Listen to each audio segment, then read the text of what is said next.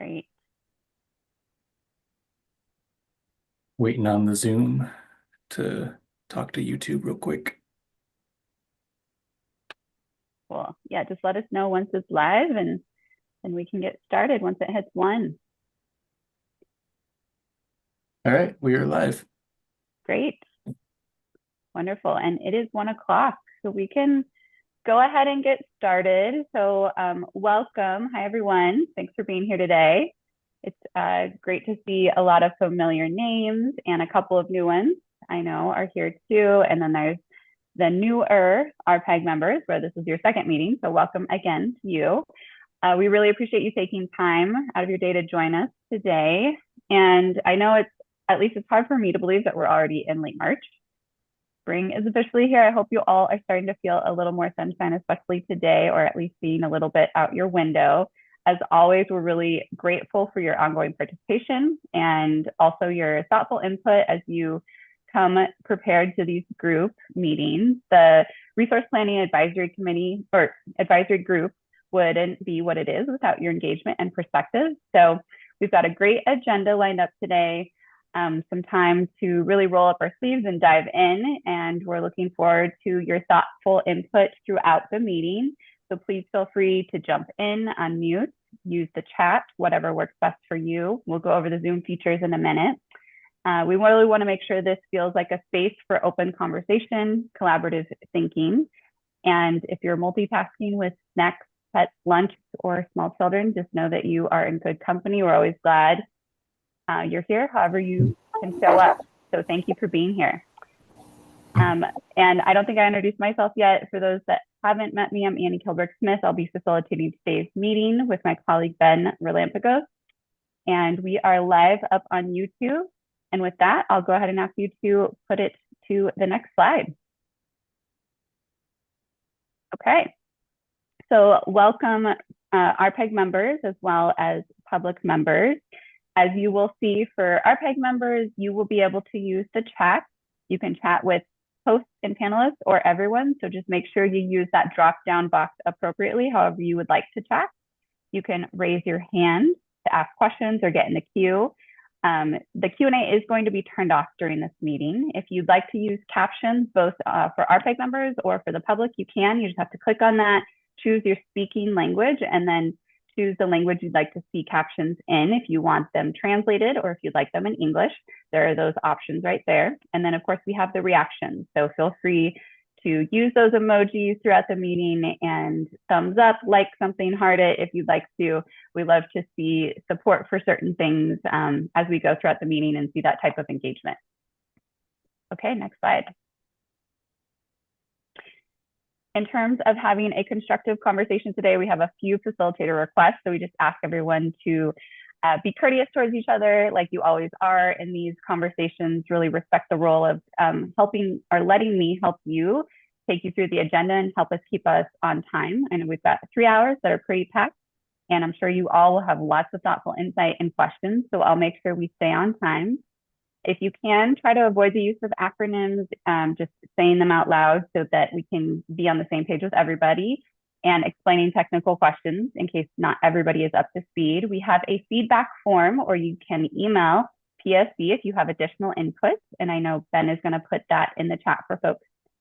We do ask those folks to try to stay on topic. I know that can be hard to do when we have such technical conversations. And then we also will have public comments after PSE's presentations and question and answer with the members today. So if you are a member of the public and you'd like to provide public comment, we'll have that for you at the end. Next slide. Safety moment for today. So spring cleaning tips.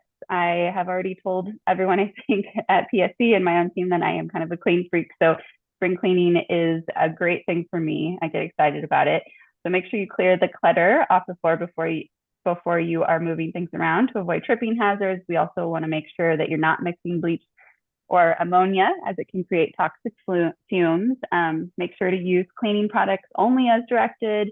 Avoid slipping when you have wet floors. And of course, make sure to keep your cleaning products away from pets and kids in a cool place. All right, next slide. We've got several speakers today. We've got several people from Puget Sound Energy. So we have Ray Outlaw, Philip Popoff, Gilbert Archuleta, Mark Lenson, Nick Colson, and Malcolm McCulloch. We'll be introducing those folks as we go. We won't do formal introductions now, but welcome to all of the folks from Puget Sound Energy for taking time today to present. Really appreciate that. Next slide. Here's our agenda for today. So we've got a pretty full 3 hours with a break about halfway into the meeting. Once we get through this introduction section, I'm going to dive into some charter updates that will just be a real quick update on some charter revisions that have been made and give you an opportunity for any questions. We do have an update on this group's feedback summary that Ray Outlaw is going to be touching base on. We have the integrated system plan overview that Philip Popoff is going to be covering. Customer strategy focusing on integrated system planning with Mark Lenson and Nick Colson. Customer strategy focused on conservation and demand response with Casey Curtis. And then we'll have our 10-minute break before we dive into our last topic, focused on solar and storage with Nick Colson. And we'll get into our next steps and public comment opportunity before we adjourn at 4 o'clock. All right, any questions about the agenda or comments? Okay. And then I'm just going to encourage you all, you are able to take yourself on and off video. It'd be great if you would like to do that just so we can engage with you. But I also know we're right in the middle of lunchtime, so feel free to stay off. But if you'd like to do that, we'd love to see your faces today. And with that, I'll go ahead and have us go to the next slide. Okay, so we're going to dive into our first topic, which is regarding some proposed Resource Planning Advisory Group charter updates. So there is a charter document that exists for this group online, and we just want to take a few minutes to walk through some proposed updates to this charter, which is a very typical process, a part of any advisory group. It's nothing too earth-shattering here, but we wanted to make sure you all had a chance to see and weigh in on these proposed changes. You can go to the next slide. So first off, we've updated some language to better reflect the shift toward integrated system planning, just to make sure the charter keeps pace with where this work is headed. We've also added a little more clarity around member opt-outs and how alternates can participate. This is something that comes up a few times and has come up a few times. So we wanted to make sure that's spelled out really clearly for future questions. Another change you'll see is we adjusted the number of RPAG members. With the expanded scope of the integrated system plan, we realized that we need a slightly larger group, and it really makes sense with the new RPAG members that have recently joined. So we wanted to just make sure we're getting that right in the charter and it matches what we're doing now with this group. And then finally, there are just a few small tweaks here and there for clarity, things like tightening up language and fixing some minor inconsistencies throughout the document. Next slide. So what happens next? After today's meeting, we'll send you the draft document via email so you can take a look, share any feedback, and then you're going to have until April 8th to send in any comments or suggestions to those proposed revisions. Then we'll plan to bring the revised version back to this group in May.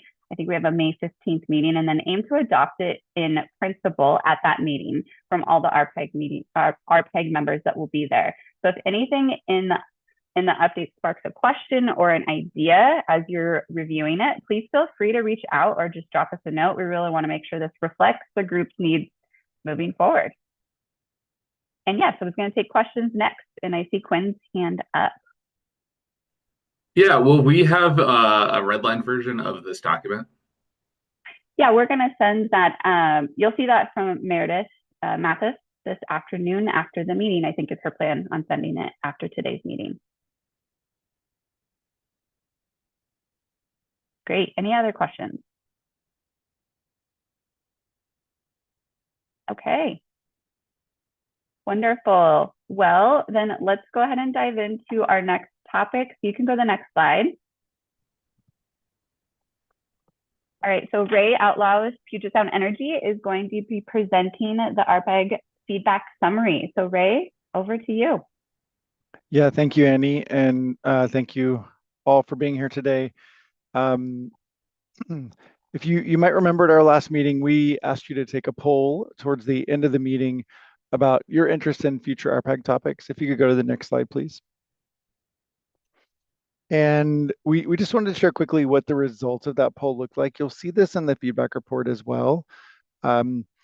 So please feel free to take a look and think about how this reflects what you entered in the poll. If you remember those questions, some pretty clear, first choices in terms of the gas and electric system interplay and the C to clean energy targets.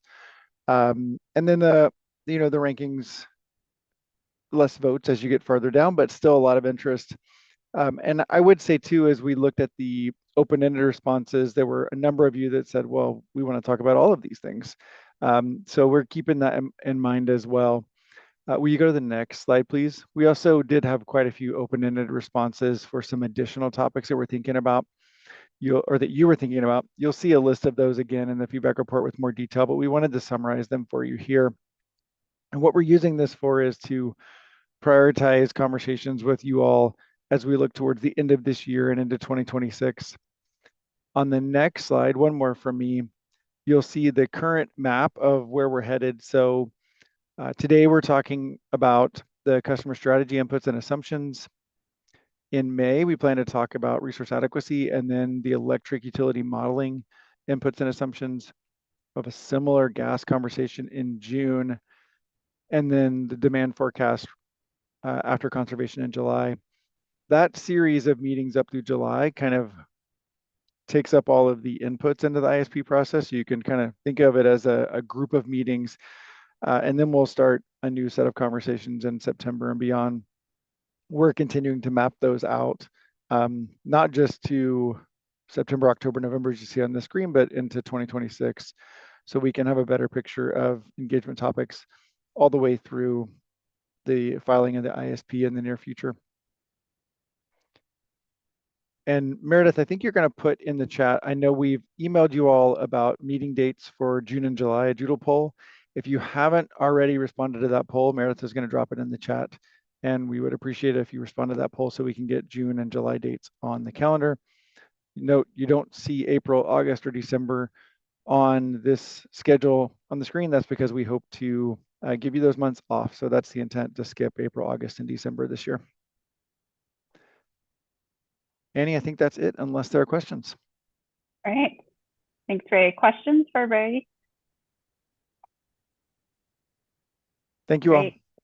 Thank you. And you'll see those polls in the chat. If you want to go ahead and complete those, it'd be super helpful.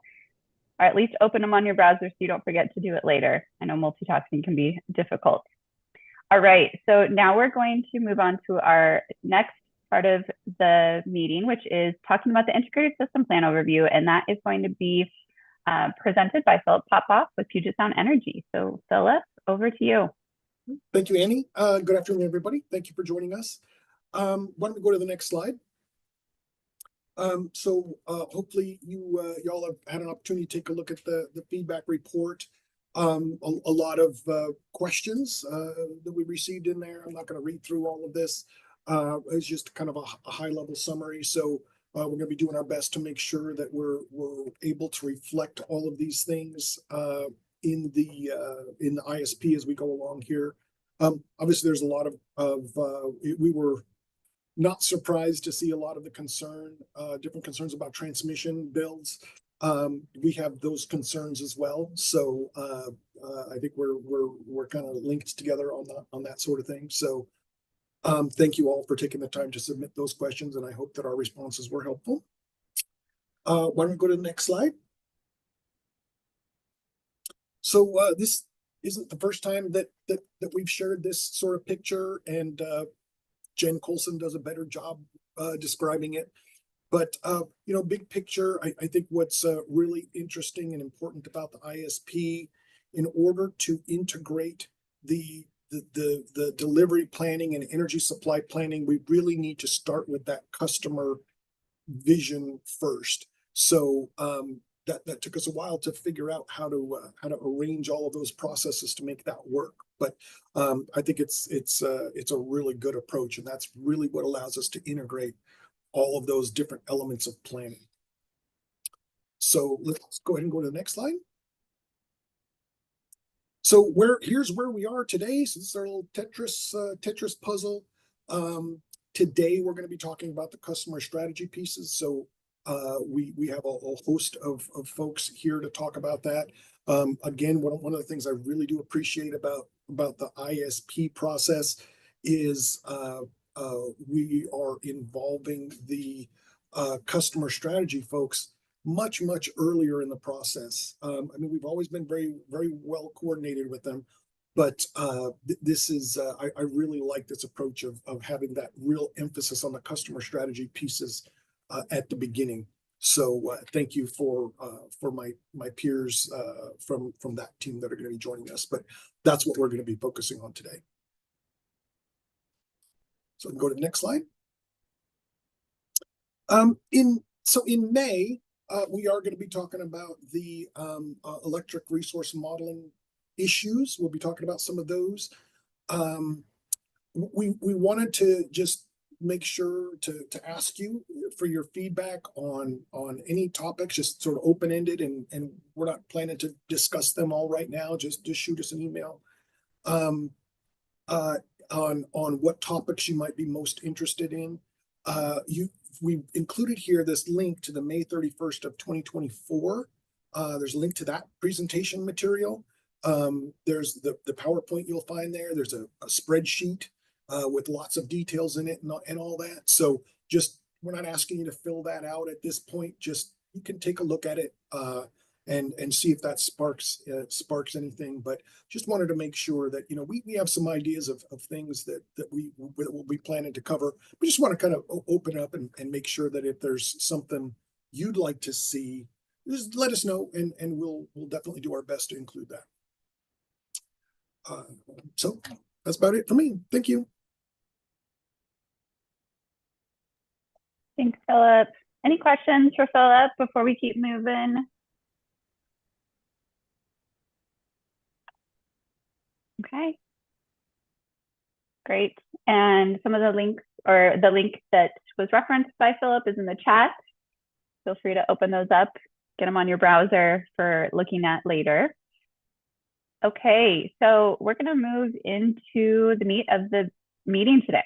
We're focusing on customer strategy, as Philip mentioned, for the integrated system planning process. And we've got a couple different presenters. I'm going to introduce Gilbert Archuleta with Puget Sound Energy to provide us the intro and introduce some of the other speakers to get us started today. So with that, I'll go ahead and hand it over to Gilbert. All right. Thank you, Annie. Good afternoon, everyone. Happy to be here to talk to you about the customer strategy for the integrated system plan. First, I think it's just good to remember that this is the part of the plan where we will input a 20-year forecast for each of PSE's customers' programs. And it's one of our first attempts at doing that. And so it's really important that we are working with our various advisory groups to make sure we're getting some technical input and incorporating that as we continue our planning efforts for the customer strategy portion of the ISP. So I'm going to set the stage for that, and then I'll turn it over to Casey Curtis, who will take us through a portion of that plan, and then Nick Colson will close us out, I think, after our break. So if you want to go to the next slide. The first thing it is important to level set is that as part of this effort, we partnered with our Conservation Resource Advisory Group as our technical advisory group. So we will be using that group to advance our methodologies and our approaches and test those with them and get advice and direction on how we're moving forward in this planning process for the customer strategy.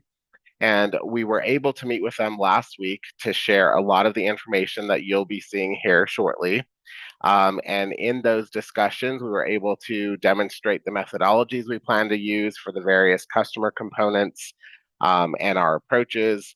We provided them an update on where we are in the planning process, and we shared some initial outcomes of the methodologies, and you'll be able to see all of that as Casey and Nick do their part of the presentation.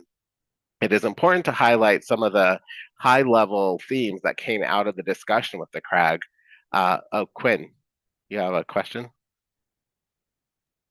Yeah, I just wanted to clarify on one of the points here below that ETC staff is interested in balancing rate impacts with demand side management programs that lower bills and also have high levels of participation. Just wanted to get that out there quick. Oh, okay. Thank you. Okay, so from the CRAG discussion, we were able to get general support and for the direction and the methodologies that we employ to come up with some of these initial outcomes that you'll see shortly. We're all in agreement that the rulemaking has not quite settled, so we understand there could be some refinement, and we'll keep people updated as we continue to work through any nuances as the rulemaking gets more firm. There was a lot of concern, as I think is true across a lot of our advisory groups, just around rate impacts and affordability as we look at the total system, as we think about it in the terms of clean energy and our integrated system plan. And there was a strong desire to keep equity strongly in focus and making sure that we are bringing all of our customers along as we continue down this journey. And more importantly, that we're not losing sight of that as we are planning for our future resources. And then there was a good discussion around an encouragement for PSE to really think about customer programs, products, and services in new and innovative ways that might help engage customers better, reach more customers, and then more importantly, maybe find new and different ways to get clean resources that are affordable and equitable. So a lot of discussion from that perspective as well. So a lot of great feedback from the CRAG, and we'll work to incorporate these themes as we continue our planning efforts on the customer side. So if you can go to the next slide. As I indicated, the ISP customer strategy is really focused on the 20-year forecast for each of the PSE's customer programs. It will include customer energy management, conservation, and demand response programs, along with my peer group, customer energy innovations, distributed energy resource programs, such as solar, transportation, and battery storage. And all of this together will align with a PSE's energy orchestration strategy. So before we get to the next slide, we'll use all of these things to talk about how do we coordinate the customer experience in the right way that we can actually leverage these resources as resources to our system. And so if you'll go on to the next slide, that effort is under an initiative that we are coining our energy orchestration effort. And energy orchestration is really working to align and coordinate all available resources to achieve a clean, resilient, and reliable energy system of the future. So if you look at the image in front of you, you'll see the gray portion of the image is really the traditional utility approach, right? Utility scale resources that gets distributed through the territory and energy is delivered. Energy orchestration advances the idea that customers are really going to be a more important player in all of this effort. Really looking at localized kind of generation, distributed energy resources, and those types of efforts, so microgrid type efforts. And so for us to maximize all of that, we have to be planning with that in mind and thinking about our system from that perspective. So you'll see in the greenfield areas, you'll see some of those microgrids demonstrated there as an effort to say we're moving beyond just the utility scale type stuff and more into this a bi-directional customer experience. The four boxes around the image really talk about the components that we have to consider in our planning efforts to make sure that all of this ends up being successful. So first, it's demand side management, making sure that customers understand what energy they're using, where it's coming from, how they might participate bidirectionally with us. The next box is around clean energy. How do we get some of that localized generation in a very clean way to help advance our clean energy goals and try to keep that process and journey affordable? The orange box really talks to grid flexibility. So if we're adding all of this stuff to our grid, making sure that our grid is resilient and able to leverage the resources the way that we need to get actual capacity. And the final box is really around customer enablement, making sure that our customers are educated, they understand their part to play, and that we're giving them the right outreach and education and resources to do that effectively. So when all of that comes together, we consider that to be an orchestrated energy experience. So it's all working towards all of our joint goals from a customer perspective and from PSE's perspective. So this kind of thinking is really meant to be embedded in our planning process for the customer strategy portion of the ISP so that we can really think about these things as real resources. So if you will go to the next slide, and underscoring all of that really are the concepts of energy justice and affordability, right? So we already have a pretty good construct in our customer space and talking with our equity group around how we approach these efforts with our customers. And so making sure that these components are really a big part of our planning process on the customer side of things. So making sure we are focused on customer-centric engagements with intention, which really means meeting our customers where they are, doing activities in language where we can, to make sure that this education and outreach really lands and reaches all of our customers so that they can effectively participate in that orchestration I just talked about. Obviously being focused on specific targets around distributional justice and meeting those minimum designations at the very least. So really focusing on those high energy burden customers and with deepest need, in addition to our named communities.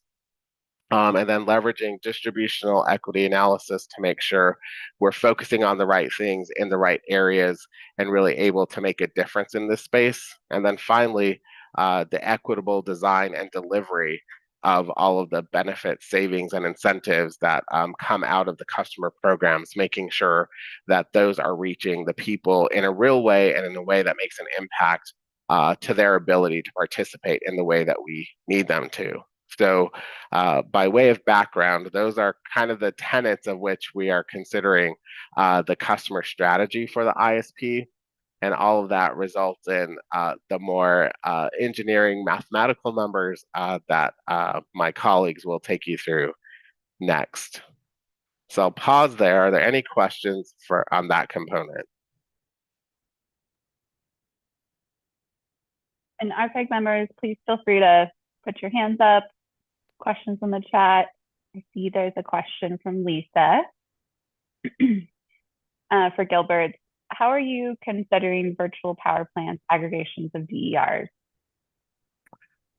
We are considering those. We have at least what I would call our initial version of a VPP, where we started with our demand response programs, being able to deliver them through the VPP.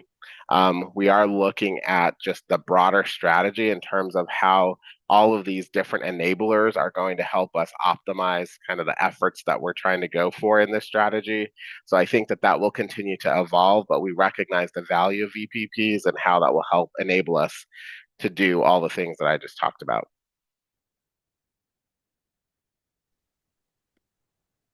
I had a follow-up question.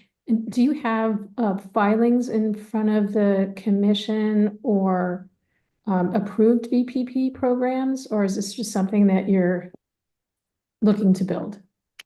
Currently, we are leveraging VPP to deliver our demand response program. So that has gone through our regulatory processes to be in place. And then as we continue to evolve our engagement with the VPP, we'll continue to to follow all the required regulatory processes from that perspective as the strategy continues to develop and evolve. And Gilbert, for those that don't know, can you restate what VPP is? A virtual power plant. Thank you.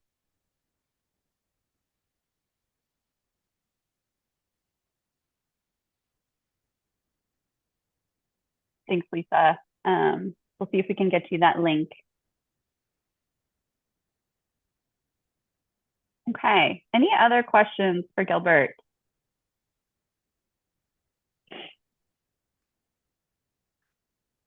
If not, then I think we can move on to Casey Curtis, who will take us through the conservation and demand response portion of the customer strategy.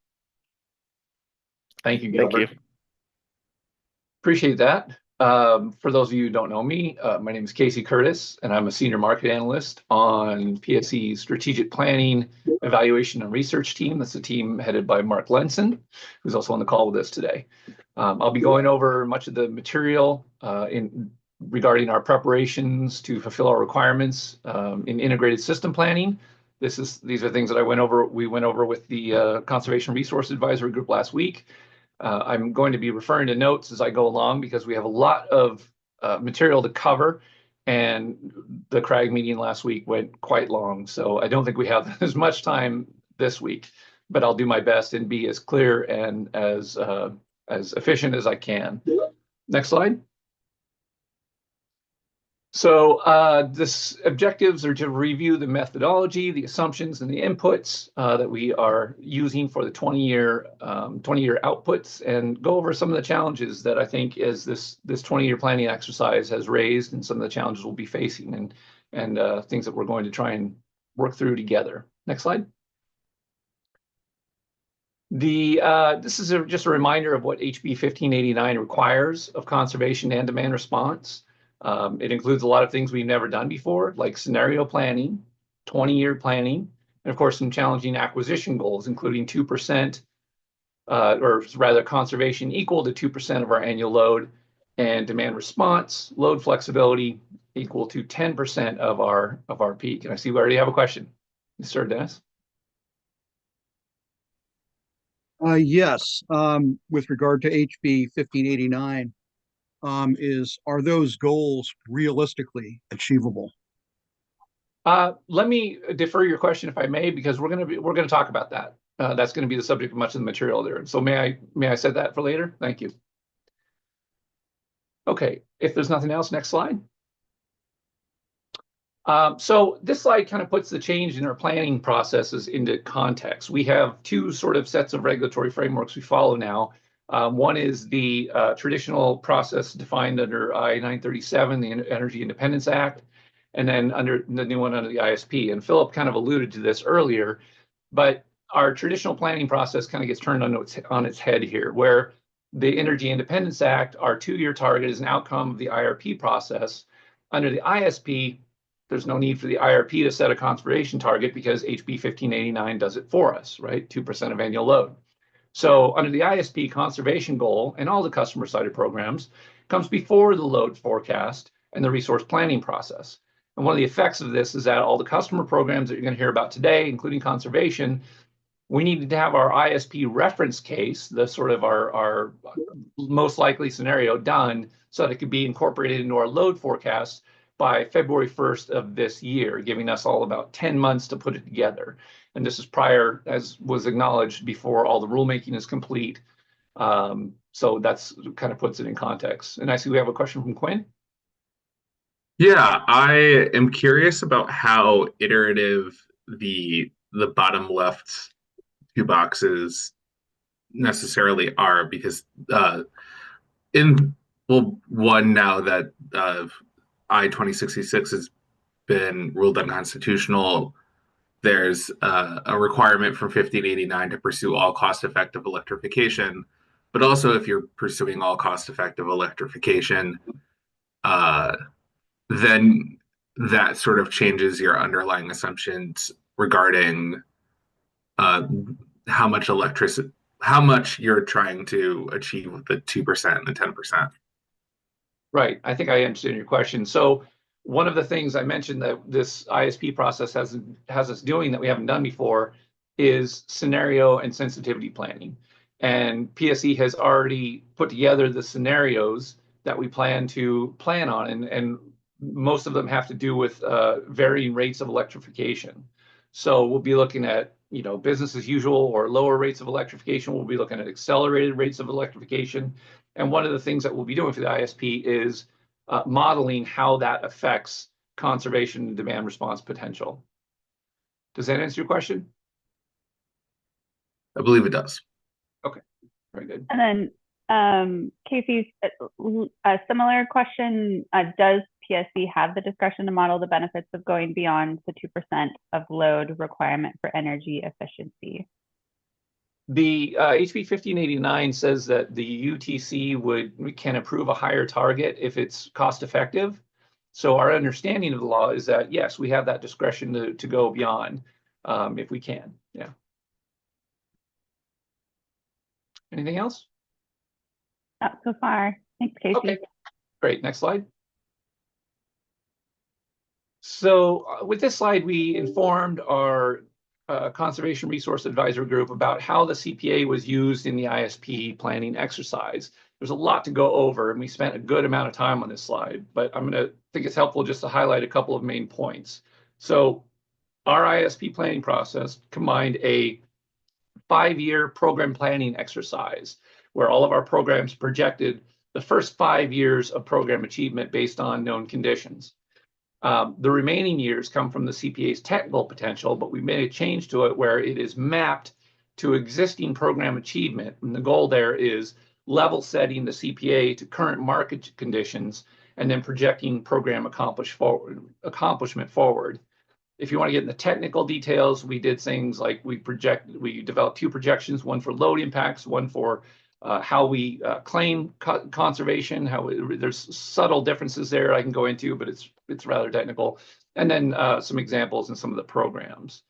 But if there's no questions, those are the main points are some of the changes that we had to make to the CPA in order to kind of adapt it to the ISP planning process. And then an example of that is, did we have a question, Annie? I saw you come back on. Okay. Yep, you're good. The next slide is just an example of that. So if you go to the next slide, this is our natural gas ISP reference case. This builds the first 5 years of what's expected in gas conservation achievement going forward, with the remaining years informed by the CPA potential assessment. Now, obviously, we made this graph prior to Friday's decisions about I-2066. So this one will assume a 26.6 is operating baseline. We will be doing both scenarios in the ISP, right? Recognizing that there may be a challenge to the judge's decision. We really don't know how this is all going to shake out yet. So we'll be doing both a 1589 baseline and also a 2066 reference case, if you will. So that's kind of an example. Next question. Oh, sorry, Quinn, you had a question. Well, yeah, I am the next question, huh? Sorry. Yeah, so I'm curious what kind of assumptions you're now baking into this.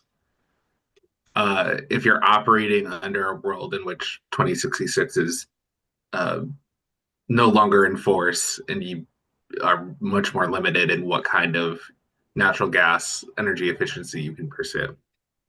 Right. So we went through an exercise last year where we were trying to plan for our 2025 year.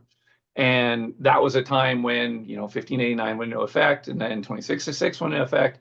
And effectively, we had to figure out what measures to take out when HB 1589 passed. So it primarily had to do with gas equipment. So residential furnaces among them. So under HB 1589, those would not have been incentivized. And then under 2066, we essentially would put those equipment back in. There's obviously more subtle effects on maybe electrification adoption, which I'm probably not the one to speak to today because I'm kind of focused on conservation today. But those are the main adjustments. It had to do with gas equipment. Does that answer your question? Okay. Next slide. So let's talk about 2% of annual load. Many of you may not have seen this number in context. So I've charted here the last 10 years of reported conservation achievement by PSE programs. The 2025 number is based on our annual conservation plan. The yellow line represents 2% of PSE's projected annual load in 2026. So it's not backwards looking. It's looking at 2026 as the starting year, and that's where it's at. So in other words, we have to go from about 250 to about 450 gigawatt hours, which is an increase of 80% over our average level of conservation over the last 10 years. And then the next slide, we put this historical performance next to the planning result that I described a couple of slides ago. This includes PSE and projected NEA savings that comes from the Northwest Energy Efficiency Association. All right, yeah.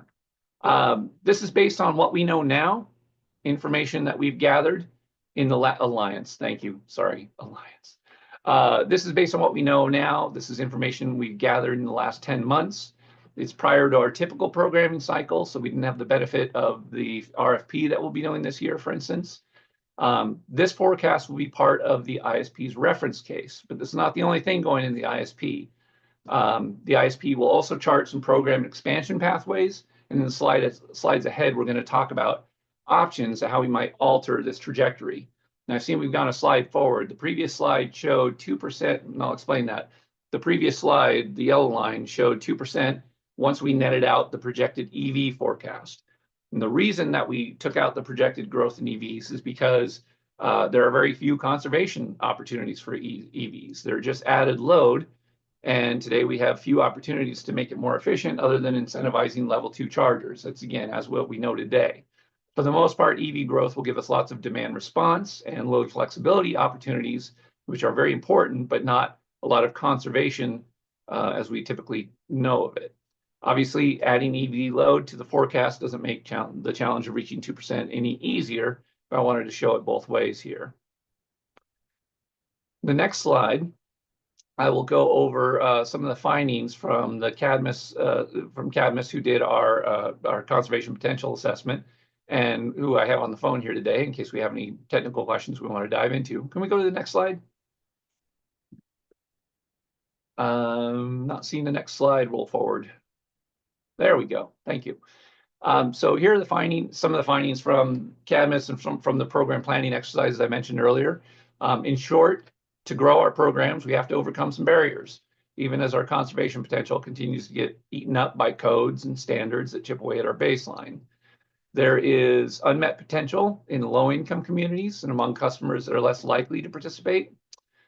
We spoke with Craig about the potential for expanding pay performance efforts with residential customers, and we're evaluating a couple of residential P4P or pay for performance program approaches now that we may try in the future. Next slide. And on the commercial side, our savings is expected to take a hit in the short term from HB 1185. And if you're familiar with that, it bans in the state of Washington the sale of mercury-containing fluorescent fixtures. And from what we understand right now, it effectively makes LED fixtures the baseline. And this will begin in 2029. And much of our current commercial lighting programs offerings are replacing linear fluorescence. So this is a risk that we're monitoring as the rulemaking continues. Like residential, there's likely to be an increasing acquisition cost going forward, and we're going to talk more about that. But on a bright note, our commercial SEM programs have been overperforming what past CPAs have projected. So there we see potential opportunities for program growth there.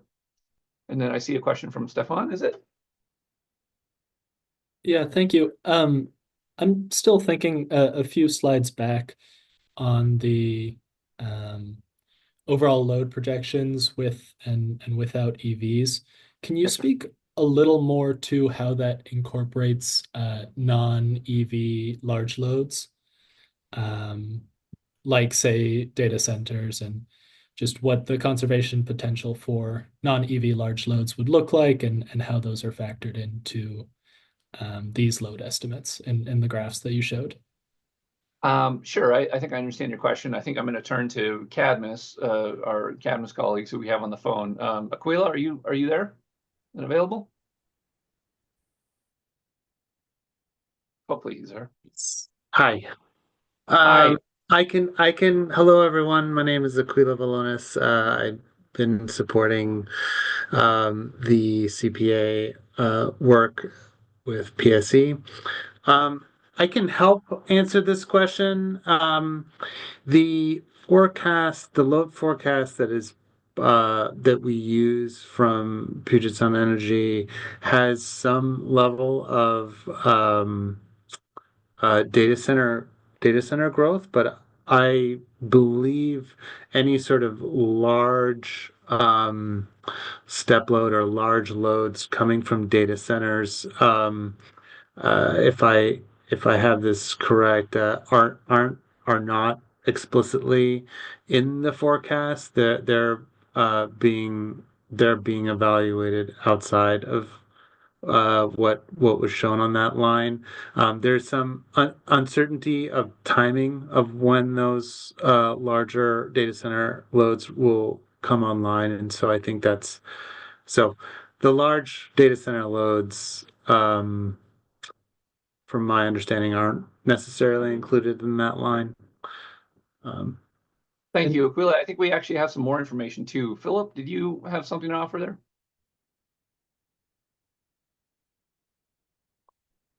Philip, I don't know if you're on mute. Yeah, so thank you for that question. We'll be talking a little bit more about the load forecast later on. But really at this point, we're seeing a lot of kicking of the tires. And as developers look for places anywhere that they can get sufficient electricity, right? So at what point a tire kick becomes a contract to study, do the interconnection study, and then a contract for service. Like Aquila mentioned, at this point, we're seeing lots of tire kicking, not seeing a whole lot of going into that next stage of seriously, paying for a system study, and then signing agreements for interconnects. So, but we'll talk more about that in July. Thank you very much. I appreciate that. Can I just ask a hypothetical follow-up to that, which is with the EV loads, you remove them from how you calculate the 2% target in this case because you see that there is not much potential for conservation. Do you imagine that non-EV large loads like data centers would be treated similarly?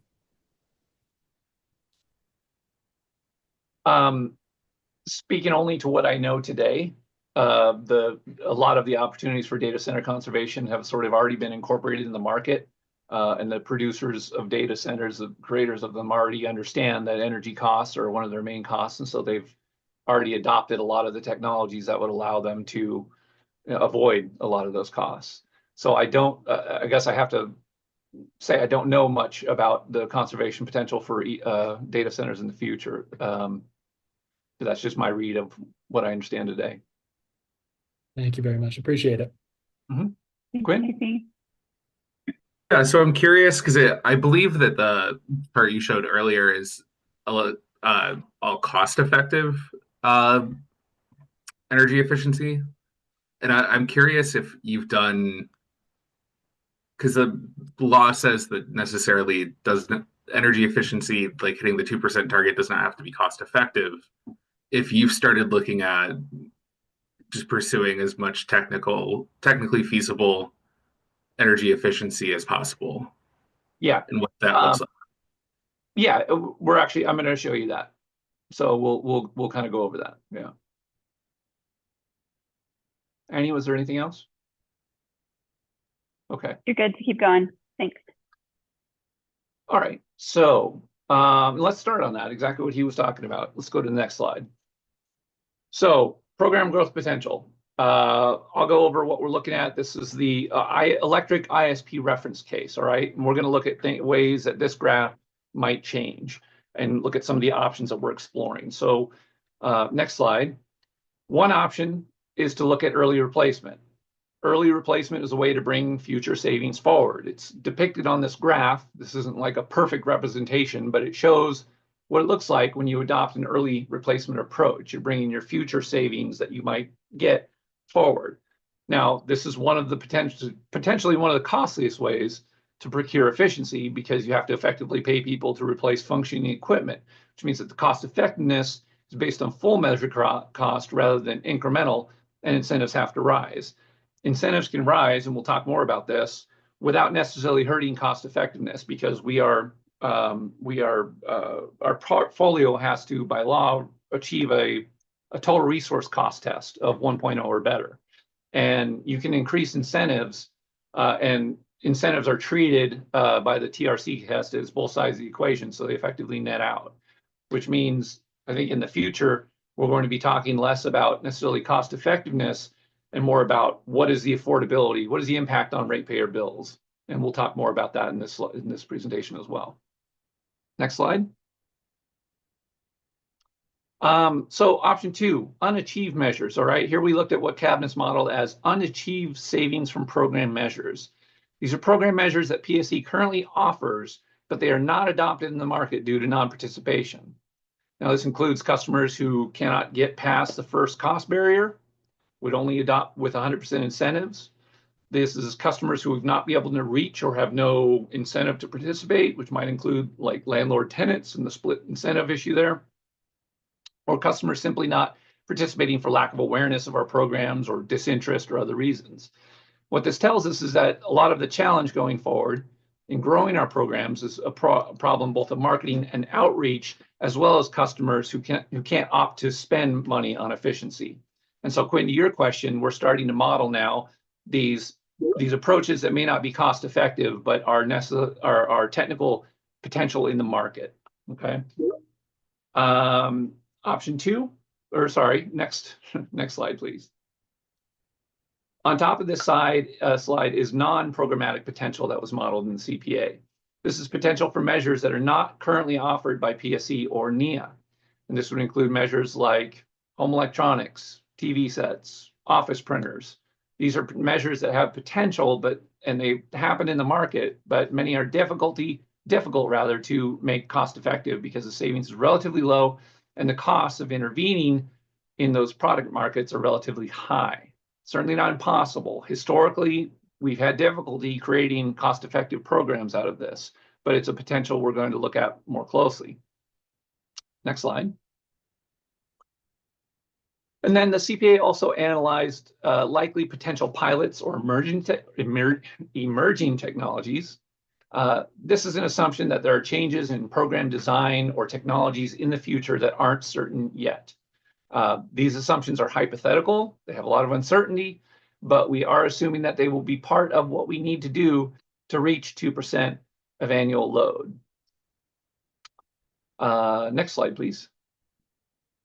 We also talked with the CRAG about how we might define conservation achievement in the ISP. So this graph depicts the load impact of codes and standards on top of our conservation reference case. Codes and standards are not claimed in our savings the way we report conservation today, so they effectively penalize us by raising our baselines. But since this is conservation taking place within our service territory, we've proposed that by including it, we may have a more complete view of what conservation is being achieved. And so we've teed this up with the CRAG for further discussions. There was nothing conclusive that came out of it, but it will be a point of further discussion. Next slide. Okay, apologies. This slide was already covered earlier, so this should have been removed. Next slide. So next, we're going to demand response. We also went over with the CRAG our demand response potential with the CRAG, and I'll make it short and simple. In this chart, the yellow line depicts 10% of the maximum peak demand in our forecasts. The two lines below, the green and the gray lines, represent what the CPA has found to be the technically achievable demand response potential in our service territory, given what we know today. Now, this doesn't include EE savings, which might add another 30 megawatts or so of mostly winter potential. It also doesn't yet include customer-sited batteries, which have a lot of different use cases and a lot of limitations. And so we're still in the process of figuring out how these will be used in our overall load flexibility approach. And again, with everything that we know now, but recognizing that the future has many unknowns, this is also looking like the path to 10% will be extremely difficult. And the next slide, we talk about some of the reasons why, some of the findings from our CPA. Next slide. I'll summarize a couple of the findings in our DR potential assessment. We have a steep initial ramp of technical potential, but then it levels off as you get past the mid 2030s or so. There are barriers like the program cost of water heating DR that we're hopefully we'll find a way to mitigate in the future, but are known challenges today. The study found that as we expand our behavioral opt-out programs like flex rewards, we'll have a lot of potential in the short term, but in the long term, direct load control products will eat away at that savings. And then there's a lot of uncertainty right now about the technological enablers of DR. They are often in trade exposed industries that are maybe subject to tariffs. There's a lot of competition from different use cases, things like that. Megan, you have a question? Hi, thanks. Yeah, I was wondering if you'll be exploring gas demand response as well as electric demand response. We have, yes. In fact, we've been doing a gas demand response pilot in one of our areas, and we're looking for other sort of gas constrained areas to explore that with. So that is something we'll be doing. Yeah, I don't have a gas potential here to talk about because our target is on the electric side, but that is something we're doing. Yeah. Thank you. I see something that says a question on water heating DR. Yeah, hi everybody. Fred Hewitt, Northwest Energy Coalition. I raised this point at the Power Council meeting last week on the cost for the CTA 2045 adapters. Do you see that those costs are, currently increasing for small quantities? If those, do you have projections about the cost trend if those start to be produced in much larger quantities?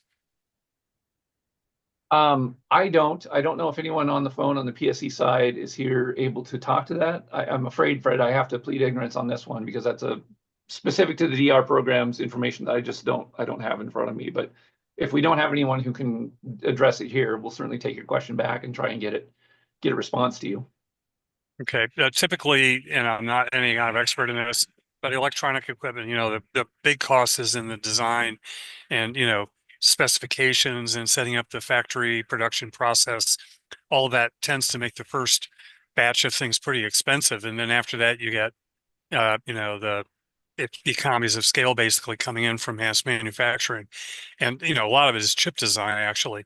So that's the first point. The other question I'd be interested in is, what is Puget's view on the availability of CTA 2045 ready water heaters? Now, the state policy is that they should all be, new ones all electric water heaters should be out there with that. And I'm just wondering if you're seeing that, an effect on the shelves or the supply chain. Sorry, I'm just making some notes of your question here, Fred.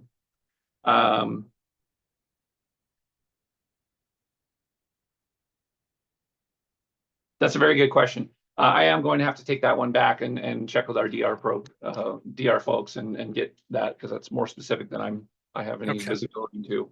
But it's a good question, and I'll try and get you a response. Okay. All right. Thanks a lot. Is there anything else?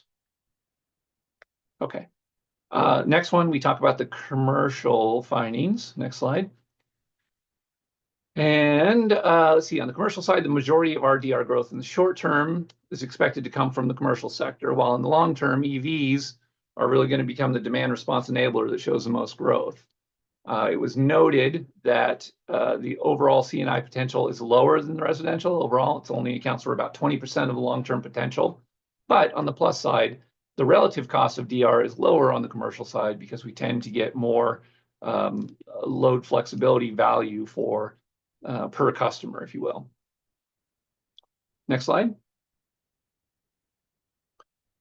And then we had a great discussion with the CRAG about costs, and specifically the cost to acquire conservation. A couple of you have alluded to that as we've talked here today. Because based on what we know right now, if we're going to be aggressive towards achieving 2%, we face the likelihood that a lot of the conservation that we want to go after will be expensive. Rising costs have been a reality for our programs, and the left side of this chart demonstrates that the rising conservation acquisition costs, both in nominal terms and as a per unit or per kilowatt or per therm, have grown over the last 10 years. We don't know of any information that would lead us to believe that will change in the future. The heart of our discussion with the CRAG emphasized that while we ramp up incentives and seek out conservation opportunities in sectors that may be more expensive to draw participation, we need to monitor the impact on our conservation rider and the affordability burden that places for our ratepayers. This slide presents a hypothetical with a rather dramatic example of this, but it's drawn from some experience. We can raise incentives substantially. We can acquire more conservation and still deliver a cost-effective portfolio under the TRC for the reason I explained earlier. So it's time to have a discussion about what kind of bill impacts are appropriate for ratepayers. And the CRAG generally agreed that bill impacts need to be part of our analysis going forward. Next slide. There's a question in the chat, Casey, from Lisa. What about providing higher incentives for conservation or demand response in areas with distribution system constraints? Seek out more benefits. Yes, we are experimenting with that as a program approach. We've been experimenting with targeted demand response or targeted demand side management. We've used a couple areas of our service territory where we have some constraints, and so we are piloting that, and hopefully we'll have more information on that in the future. We also have the low income segment, which has it sort of set aside where we can increase incentives. We also have a program called Efficiency Boost, which is targeted towards moderate income residences, and that one is an adder to the incentive that we offer, that we currently offer, our standard offering, if you will. So yes, we do have some flexibility to target incentives at certain segments. In general, as you well, like we found in, I think it was the residential program, weatherization program last year, in order to attract an undetermined or an unidentified segment, if you're not targeting a specific geography, then to get more program participation, you have to raise incentives for everyone, which is why even as if you may only want to double your conservation, you effectively have to quadruple your incentives in some cases. We have a question from, I don't know if Lauren or Quinn was next, but let's say Lauren. Thanks, Casey. Lauren McClove, Northwest Energy Coalition. We've for a long time have been a member of the CRAG, and definitely support examining affordability of expanding these programs. I feel like it's necessary to point out that similar, like other kind of programmatic expenses, whether they're related to kind of as what Lisa was alluding to, Puget's distribution system investments, transformers, system hardening for wildfires, et cetera, that kind of stuff isn't necessarily subject to the same kind of scrutiny on what are the overall bill impacts of this program, and therefore should we do this? So I don't know, I feel a little bit like there's some the reason that we have all this process and advisory groups and all of that is to, provide input into the design of these programs. And, I think providing folks with that information makes a lot of sense, but it doesn't feel fair when other types of programmatic expenses are not subject to the same type of input or scrutiny on whether or not they're affordable, and therefore whether or not Puget should move ahead with them. So I just want to point that out. I appreciate that. I'm not as involved as some folks on the phone with our general rate case methods. As you know, conservation is funded on its own tariff, and we have a process for determining the sort of looking for diligence, in our spending on that. The rate case for the rest of the bill has its own process that I'm just not quite as familiar with. So I will have to take that back. I don't, and appreciate the feedback, but yeah, I don't think I'm the right person to respond. Thanks, Casey. Quinn, you had your hand up. Do you have a question? Yeah, and thank you for entertaining a lot of our questions, Casey. I know we're not asking anything too super easy, but I'm curious about, because my understanding is that the PSE's RFI only really looked for things that would be bidden to be cost effective. But as we've kind of spun the wheel on that, we don't necessarily need to be looking at cost-effective resources, and so I'm wondering if in the future that will start to be examined. Yeah, I appreciate that question. We had some discussion of that with the CRAG as well. They wanted to make sure that we weren't putting a limit on what people could, or sort of imposing a cost effectiveness limit on what people could respond to. And so we're taking that in the RFI. I think if I remember right, I don't have the RFI in front of me, but if I recall, it said what we are subject to as far as regulation right now, which includes a 1.0 TRC. But it didn't. I don't think it said anything like, if it's not cost effective, don't even bother. And certainly we're not planning to do that with the RFP either. We're still developing the RFP material. We will, but I guess the best thing to say is that we understand that perspective. We understand that we don't want to limit anybody to cost effectiveness or place arbitrary limits that we may not have to follow with the ISP. There's certainly and in general, I think we don't limit, because our portfolio is made up of a mix of measures that are both cost effective and non. That's how we've kind of always done it, right? So it's a conservation principle that use the cheaper stuff to pay for the more expensive stuff. And we do that. That's how we build our portfolio. And so we've never rejected anything because, well, that just doesn't sound like a cost effective approach. And we certainly won't be doing that in the future. There's a question, and I spoke a little bit with one of the UTC staff about this, we still have the EIA process, right? So if we assume that under the ISP, what we acquire doesn't have to be necessarily cost effective, and yet under the existing regulation that we still have to follow, we still have to submit a portfolio that is cost effective every 2 years. How to square that circle, I think, is something that's still under discussion, and we will figure it out. But right now, I don't know exactly how that would work. Planning for something that every 2 years we can't actually achieve. Maybe there'll be some type of different portfolio for the ISP. I don't know. We'll work that out. But I take your comment there. Great. Any other questions? Yes. Okay. Well, I'm going to close my part with just a couple next steps that we're undertaking with this ISP. So as we mentioned, we're running our RFI, RFP process that we typically deploy every biennial planning year. And in fact, we've already received a number of responses to the RFI that we're going through and evaluating. And we plan to launch the RFP in May. One of the things we're doing is building a utility cost estimation model so we can better figure out the cost of these different program expansion pathways. We know in general, if you have to provide 100% incentives to one group or another, that it's more expensive. But since we're doing these longer term planning exercises now, conservation needs to build its capacity to be able to estimate costs and make informed decisions. So we're going to be doing that. We're going to be running scenarios and sensitivities, some of which I mentioned here, and that'll help us plan for conservation under different futures and different rates of electrification, as I mentioned, and maybe different policy environments as well. And of course, in parallel to all this, we're going to be planning our 26-27 biennium.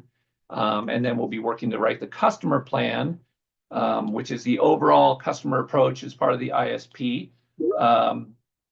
And so speaking of the customer plan, I think the next slide is my colleague, Nick Coulson, to talk about the other customer programs. If there's no other questions, we can, or I guess I'll stop you for a sec, Casey, if that's okay. Yep. couple more questions before we move on. Something in the chat from Lisa. Are time varying rates being analyzed? Yes, they are. We have a pilot going on right now. Malcolm, if you're on the call, would you like to speak to this? Yes. Good afternoon, Malcolm McCulloch. We do have a pilot going on. It started. It's in the second year of a 2-year phase where we're testing 3 different residential ratios as well as 1 commercial, and we'll post some detail around those in the chat, so you can look at that. We intend to have it run through September of this year, and using the evaluated data to then position a time varying rate opportunity in our next general rate case. And I think we're going to drop a chat in the chat. We're going to drop a link to the time of use pilot program, so you can take a look. And then just on a previous question from Lisa, not something you needed to respond to, Casey, but just wanted to highlight that Meredith provided the current approved demand response tariffs to one of your questions earlier in the chat. If you missed that, they're up above. And then I received a question about the CRAG meeting that you were referring to, Casey, and the question was whether they were recorded and shared, and that they are not recorded, I do not believe. So Jamie, I saw that question from you. Gilbert and Mark, is that correct? I actually don't know if they're recorded. I don't think they are either, but I don't know for sure. No. Yeah, they're not recorded. That's what I thought. Okay. Okay. Okay, thanks. Yeah, thanks, Jamie. Any other questions before we keep moving?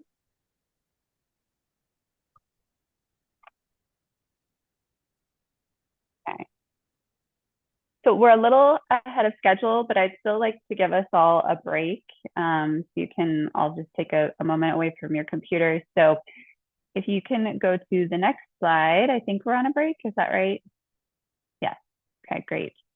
So we will move into a 10-minute break, and Jack is sharing screen. So Jack's going to put a 10-minute timer up. We'll put it in the chat too, that we'll be back at 2:20, and we'll get started to kick off the next part of the presentation. So thanks, everyone.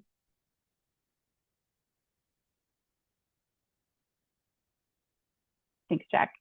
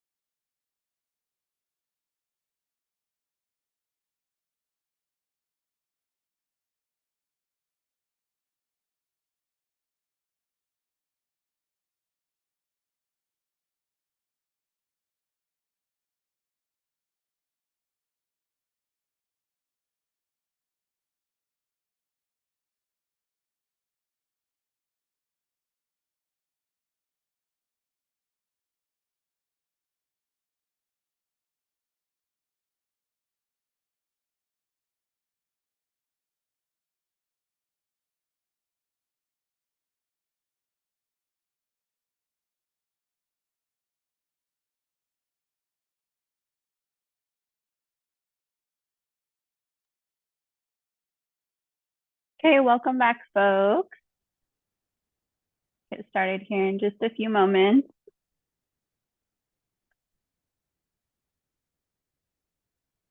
Okay.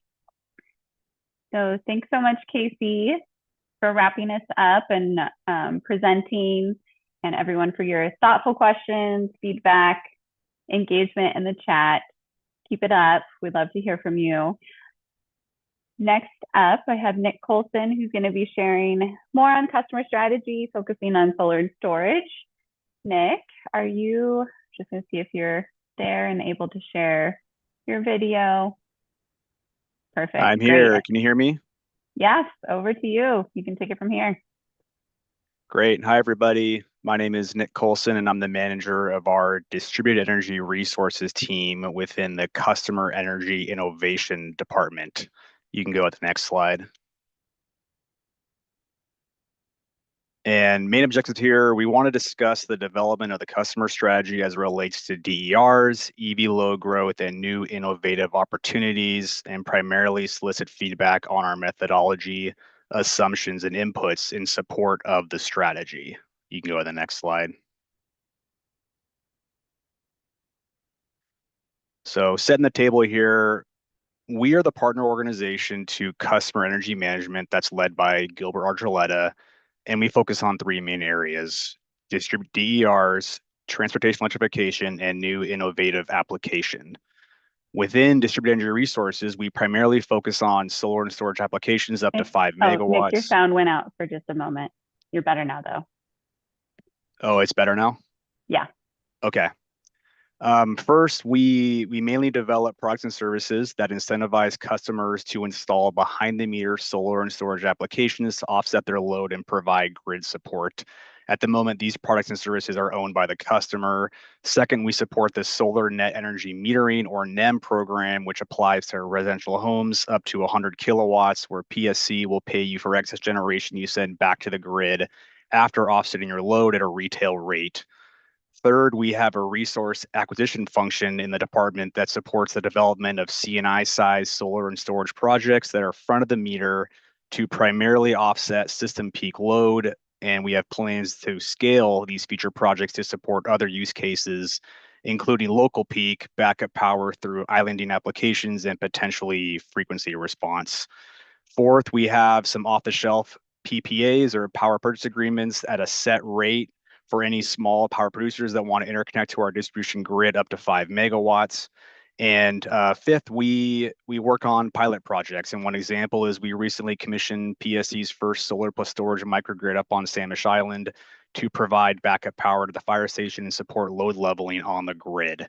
Within transportation electrification, similar to DERs, we develop and support products and services, including a residential EV flex program and commercial/fleet EV charging services. And we have our own transportation electrification plan. Within the innovative application space, we're partnering with 2 school districts to conduct a 1-year technology demonstration for vehicle to grid integration.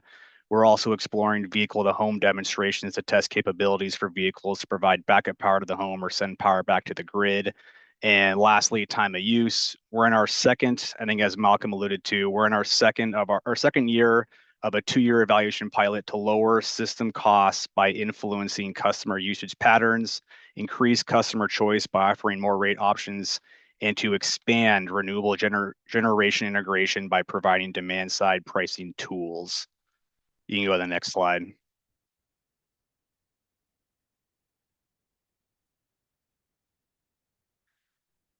So here's our list of our current product offerings, and then some forecasting into what we have upcoming, including some other resources. So as I mentioned before, we have our net metering program, which is mainly residential up to 100 kilowatts, where PSE pays residential customers for the extra energy they export to the grid at a retail rate.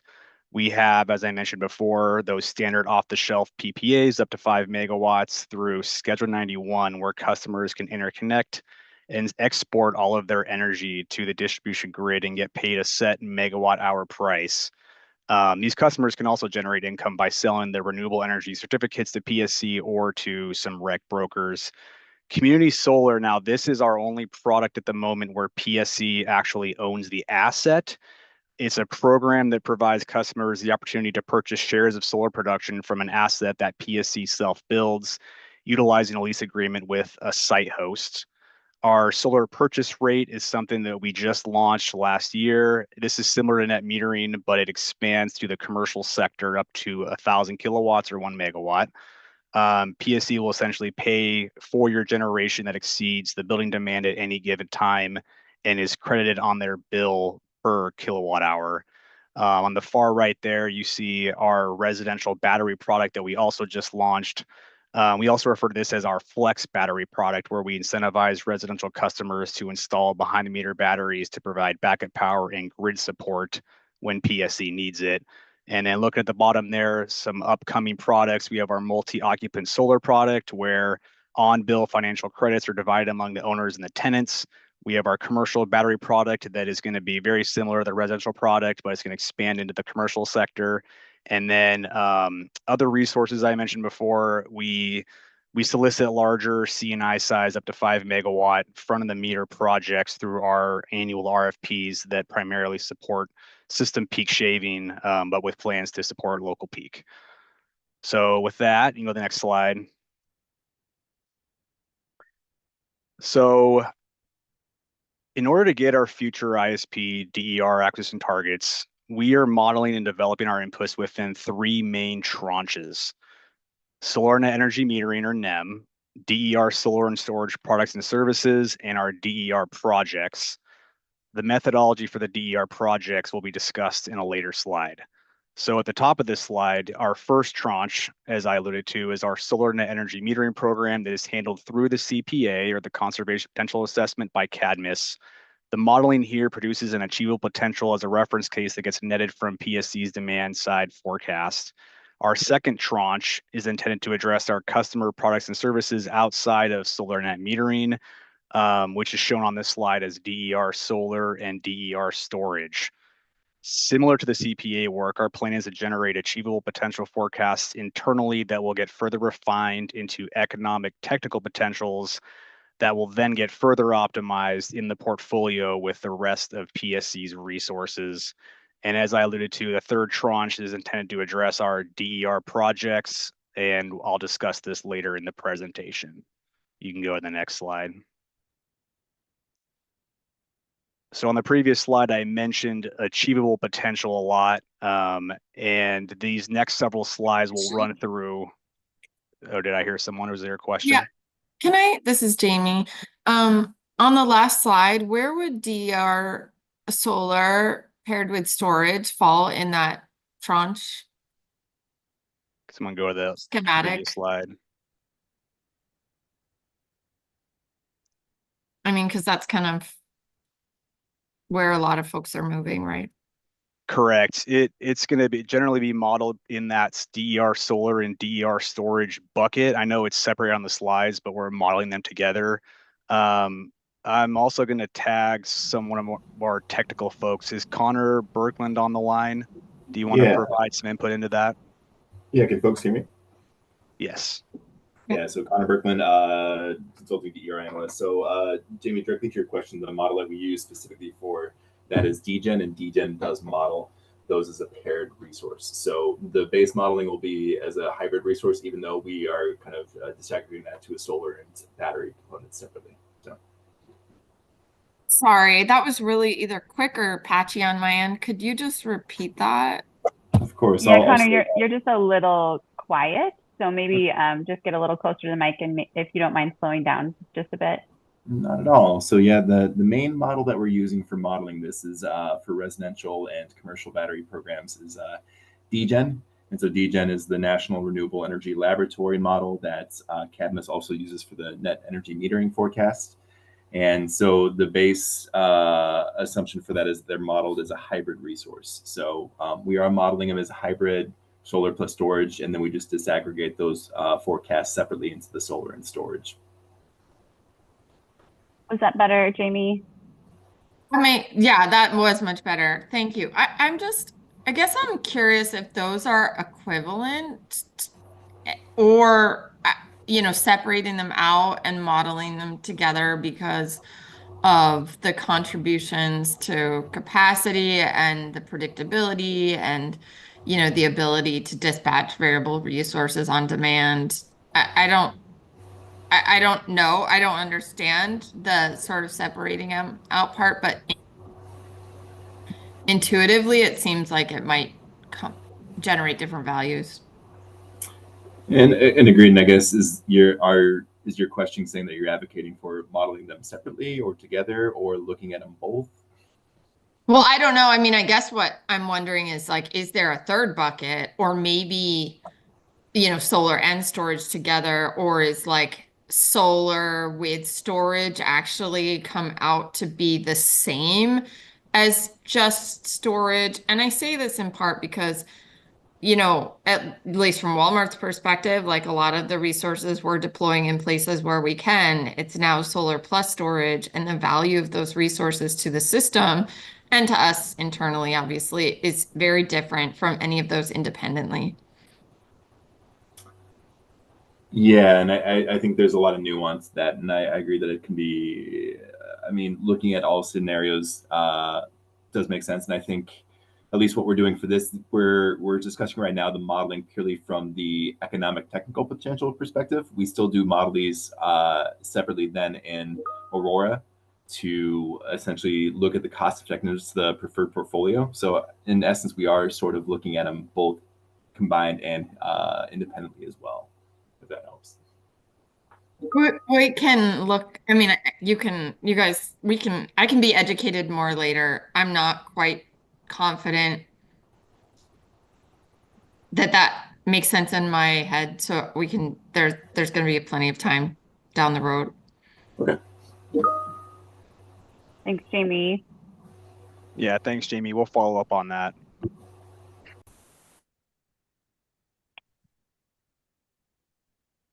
And was there any other follow-up on Jamie's question or other questions related?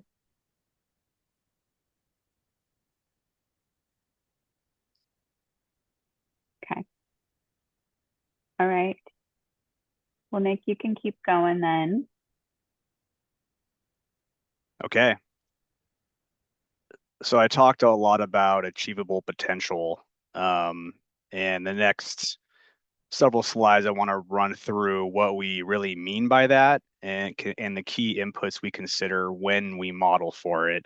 So using solar PV as an example, we start with our service territory's technical potential, which is the maximum energy produced and maximum system capacity that we could theoretically deploy, accounting for all available rooftop square footage, shading, solar PV panel production per square foot, and solar radiation. To get from there down to our achievable potential with, I know this is I just want to say this picture is not to scale. Usually the achievable potential is going to be a lot smaller than a technical potential. We apply economic parameters that would affect the financial attractiveness from the perspective of the customer. Essentially what is more realistic to happen. And this is what we're going to consider as our upper limits before we add an economic technical potential lens for optimization into the portfolio. And Yes, hey, yeah, I have a couple of questions. Yeah, so Dennis, you're up first, and then I'll go to Quinn. Okay, Nick, just looking at obviously the two slides, 53, 54, and I guess I've got a question is what mechanism exists to ensure that named communities and vulnerable populations are included in the modeling process? Because obviously when you look at those groups with consideration for page 54, you're going to probably receive different technical potentials and achievable potentials based upon those demographics. So what mechanism do you have to account for that? We leverage as Connor mentioned before, the DGen modeling tool to forecast for stuff like that. And I know within the CPA and the NEM forecast, we generated an adoption forecast specifically for our vulnerable populations. if we want to go into more detail, though, is there someone from Cadmus or on the line that wants to address that in more detail? I think Aquila, were you here? Yes, that is correct. In the net metering, solar net metering modeling, we did break out and segment name communities or the vulnerable populations as part of the analysis, and that it did impact the primarily the adoption assumptions around the achievable technical potential. It didn't change the technical potential, but it did change the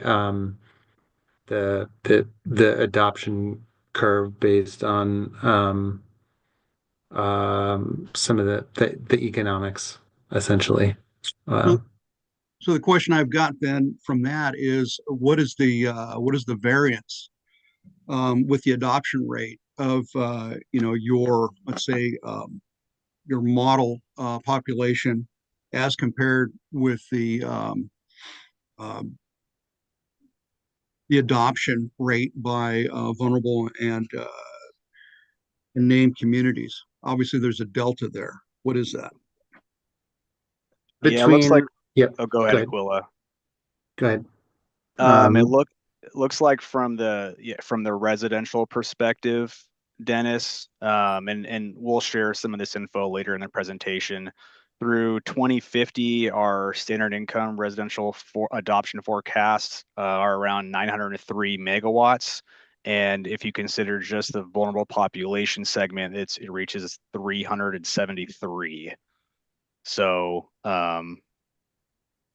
little more than a third compared to the standard income.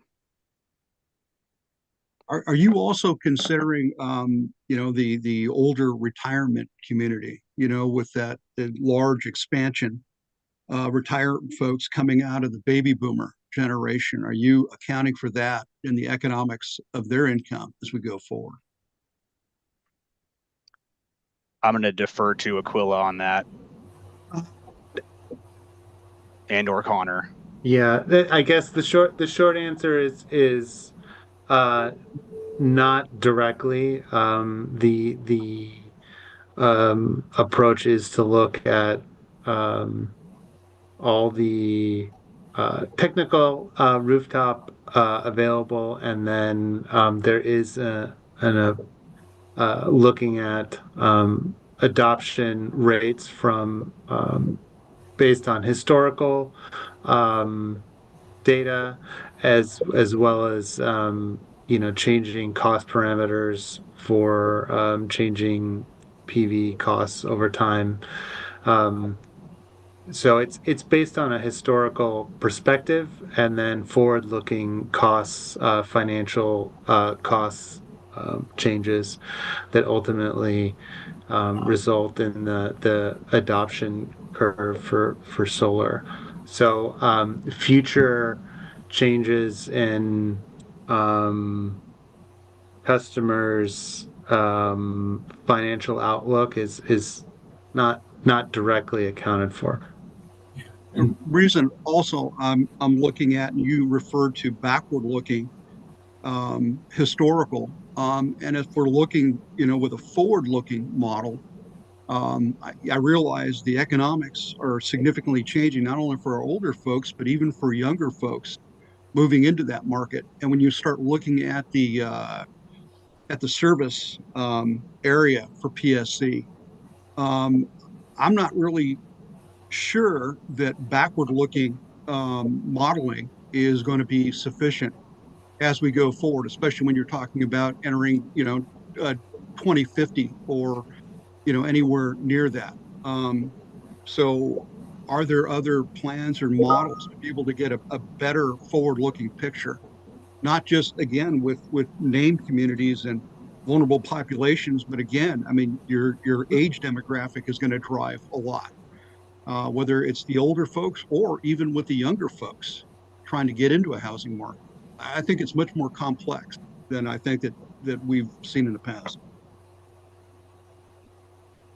I will agree with you that predicting future adoption trends is a complex um, challenge, and that is one part of why these studies do occur every 2 years to try to address those challenges going forward.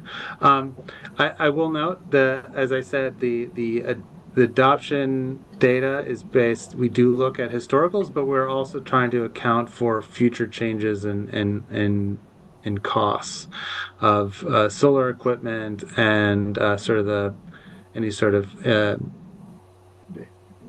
changes in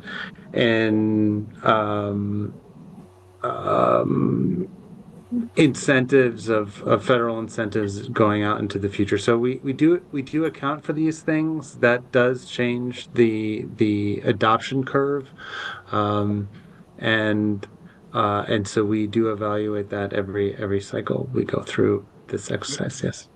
I guess really, the other concept that kind of is concerning to me, if you're looking out at a 2 year and adjusting the plan at a 2 year cycle, aren't you kind of missing? I mean, really getting out there and taking a forward look so that you can actually match capacities and match other factors, especially even the integration of technology, because a 2 year forward look is, I mean, that's like in your backyard. When you start I'm looking, sorry.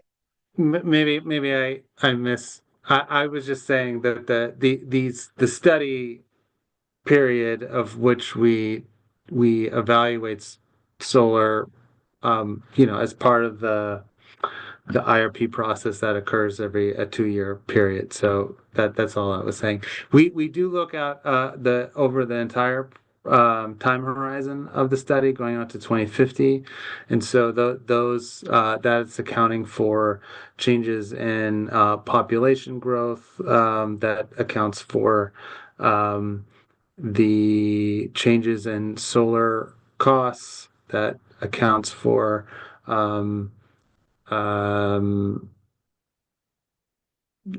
the efficiency of the technology. So we do account for improvements in solar efficiency over that time. So it does. We do try to account for these known unknowns in a way, going out into the future. But in terms of what I was saying, that we do get a chance to reevaluate this every 2 years. thank you. Thanks, Dennis. Thanks, Nicola. Okay, had another question from Quinn. Yeah, I'm curious if limiting the potential study to solely rooftop solar is in any way kind of limiting yourself, because there are certainly other types of solar installations. Like I've seen panels on top of like bigger parking lots, and their agrivoltaics, which might start to go a bit further than just DERs, but I think have probably some use cases within planning. Yeah, and I can speak to that, Quinn. So DGen does look at rooftop, and a technical potential looks at larger buildings as well. We are also, for our DER projects, which are also being discussed here, are looking at more of that medium to large scale, which is ground mounts, whatever the case may be. So we are accounting for those in our analysis. We're just not necessarily assuming that that will be for residential commercial, because we do have a net metering program in place still, and that has a 100 kW limit. So 100 kW is usually able to fit on a roof, and it's the cheapest option typically compared to a ground mount. So we consider that for a lot of the customer side of stuff, but for PSE owned DERs or other projects, we do consider ground as well. Great, thanks.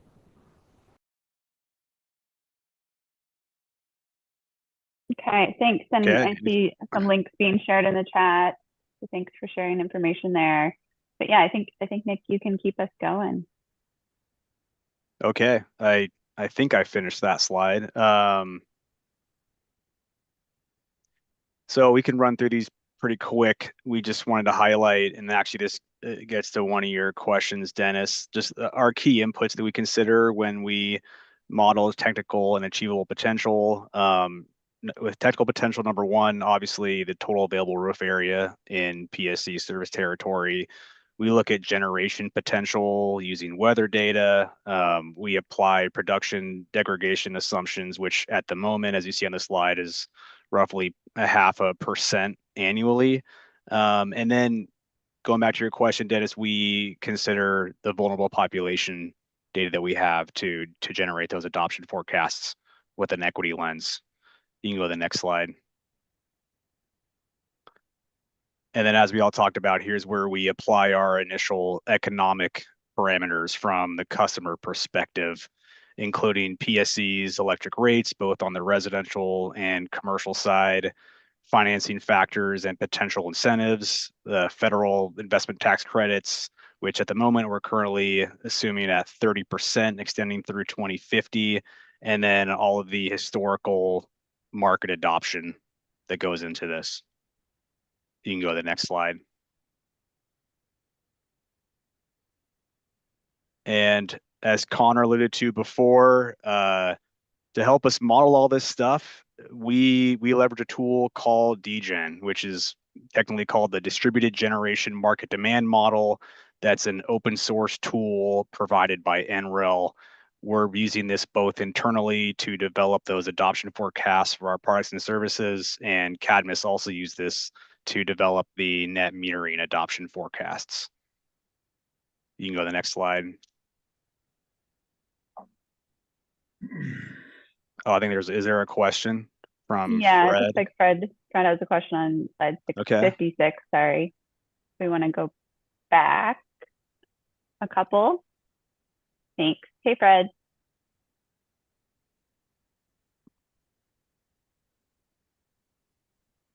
And Fred, if you're talking, we can't hear you. Yeah, I have to click about 5 buttons to do that. Sorry. No So hope you can hear me okay. Yeah, yes. I don't have to go to the slide, but I know it's right here, actually, the bottom level there. The Bass diffusion model, I understand that's the name of an economist, Frank Bass, which goes back quite a way. This has been used a while. I know Puget's been using this. I'm wondering if anyone has done a validation. I mean, this has brought the Bass diffusion is used in a lot of consumer product categories and so on for kind of the customer uptake relative to cost. What I'm wondering, though, is whether the Bass diffusion model, has there been any validation of that model specifically with respect to rooftop solar? And I realize that's a complicated thing to do, but I'm just wondering if anybody on the Puget team or otherwise might know of that. Yeah, Fred, I can speak to that directly. The answer is yes. We are currently working directly with EPRI on a national study for this specifically, looking at a combination of technologies. It's looking at the co-location of solar, batteries, EVs, but in essence, it's a very intensive study that is looking at the usefulness of the Bass diffusion curve to predict these adoption forecasts, essentially. And at the moment, it's still the best tool.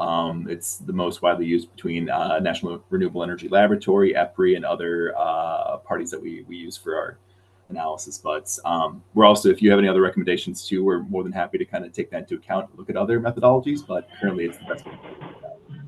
Well, I'm not a practicing economist, so I'm not going to, I don't know of any other options, but I think this has been coming up and, you know, it may well be applicable, and nobody expects any kind of model like this to be exactly, you know, precise. And there are a lot of factors affecting consumer choice, obviously. But I'm always wondering whether these things actually are really, you know, how much we can rely on them. In other words, are there potential effects that are perhaps not, I don't know exactly how to describe it. I mean, everything in these kinds of models comes back to a cost-driven effect. There are other factors that drive, you know, technology adoption of particular products. So if we were to see a somewhat significant deviation from what you're seeing from the Bass model in rooftop solar uptake, then that would be important to know about. And, you know, that's why I asked about whether you know of any modeling validation type studies. Other ones that are being widely used we do not yet know, sadly, but we definitely always keep our eyes open though. But I appreciate the question. Yeah, good feedback, Fred. Thank you. All right, thanks. So Nick, if you want to keep going, I know we were a couple slides down when I Yeah, I flipped think to we're on 58, slide Jack. 58. Yeah. Okay. So we've talked a lot about the methodology and key inputs and tools we've used for generating our adoption forecasts for NEM Solar and our DER customer products and services. This is how we're thinking about planning for our DER projects, which was that third tranche I discussed in one of those previous slides, which when I say projects, I generally mean C&I size front of the meter solar and storage procurements through our wide scale RFPs that at the moment primarily support system peak shaving, but we have plans to begin integrating local grid support and other use cases, maybe even frequency response. And so to start, what we're doing is we're taking pricing we receive from our developers from our last two RFPs, our 2023 and 2024 RFPs, to generate three cost bands, a high, medium, and a low. And each cost band will have a unique upper bound. We will then use, as Fred was talking about, the Bass diffusion style analysis outside of the DGen tool to calculate the technical potential, achievable potential, and then ultimately the economic technical potential before eventual optimization in the portfolio. So I wanted to make sure we covered that. We do understand DER projects are part of the customer strategy, and we're planning for them in a slightly different way than our products and services. You can go to the next slide.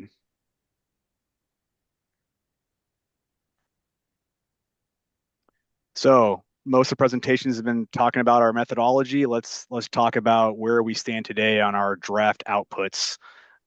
Starting with NEM, as we've seen from the CPA, our current base case is forecasting roughly 1,300 megawatts of residential adoption, which includes the vulnerable population data and adoption curves by 2050, and then a little over 500 megawatts of commercial adoption by 2050. As a reminder, these will get further optimized in the portfolio with an economic lens. You can go to the next slide. And then this is to represent our DER products and services outside of NEM, strictly for DER solar. And we're forecasting a little under 950 megawatts of residential potential by 2045 and a little under 350 megawatts of commercial potential by 2045. You can go to the next slide. And then for DER batteries, we are hovering around 500 megawatts of both residential and commercial adoption by 2045. You can go to the next slide. And this slide is intended to be a summary of those three graphs. One thing to point out is our NEM solar forecasts are currently coming out of the CPA that Cadmus produced. Next slide. Oh, it looks like we have another question from Quinn. Yeah, I'm curious about what PSE is thinking behind modeling growth in net energy metering. Isn't it an open question whether PSE is going to continue that program? It is, and I'm not the net metering expert. Is Leslie Moynihan on the line by any chance? Leslie is not, I don't believe, but we either I or Quill, and I can take a first stab at that. So we Okay. are currently modeling three different scenarios for NEM, which one of them being is a transition to net billing. We're also modeling continuation of NEM with higher energy costs, as well as I think some policy changes such as the ITC IRA modifications. And Quill, if I got it, oops, sorry, I'm going to go back on camera for this too. I apologize. So yeah, I think beyond those three scenarios too, we have the broader portfolio analysis that we're looking at as well. So I think, yes, we're trying to kind of take into the variability of NEM and our PSE's future. So Quilla, correct me if I'm wrong on any of those. Yeah, I think that the one, I'll just add a little bit more context. For the NEM work, the biggest component of this, it's essentially a sensitivity on what's presented here that does include net metering throughout the entire forecast, is the inclusion, a removal of net metering, I think in 2028 or 9. And then that would get converted to net billing, and have an impact on the adoption rate based on net billing. So it's a sensitivity essentially from the reference case that's being shown here. Great. And then see another question in the chat from Lisa.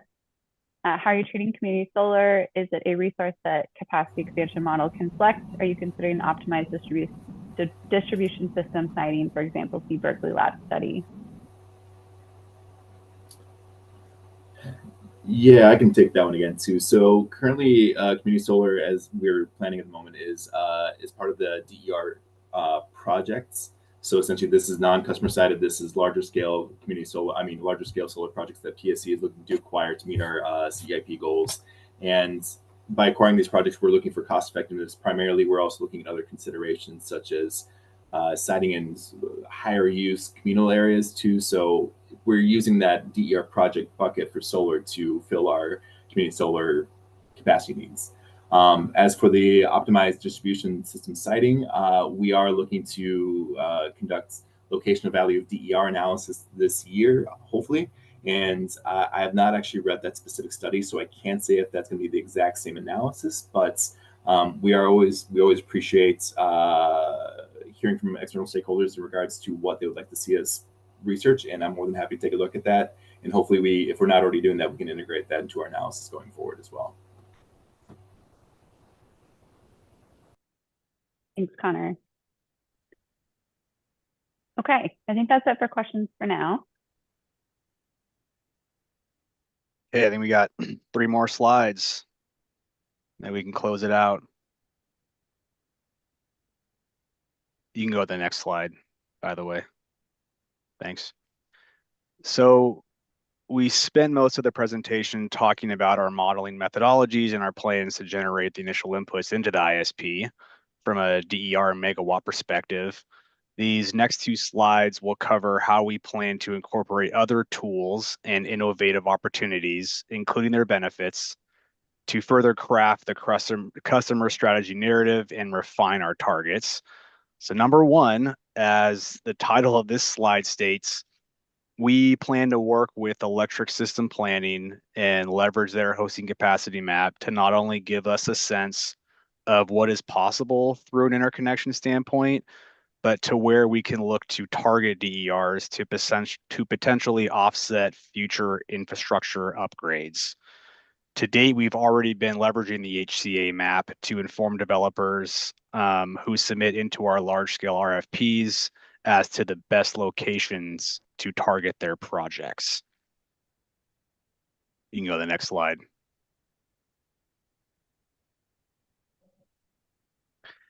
And this slide is intended to display that EV load management and the application of innovative opportunities, including time of use rates, which I know has come up previously in these presentations, are front of mind, and we continue to develop the ISP. As we continue to develop the ISP customer strategy, we are currently working with the load forecasting team to account for future EV impacts, and as I mentioned previously, implementing several new programs to adjust residential EV charging on days when demand energy is at its peak.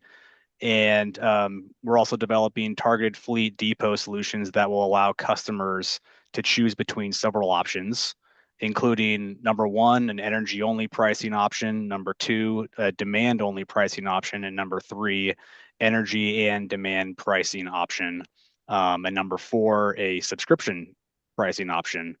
And as I mentioned previously, also, we're partnering with some school districts to demonstrate vehicle to grid integration and looking into how we could even implement some vehicle to home pilots to leverage car batteries to support loads at residential houses. Is that something from Lisa? Oh, is it all you can eat? Yes. I don't know, Malcolm, do you want to expand on that subscription pricing option, number 4?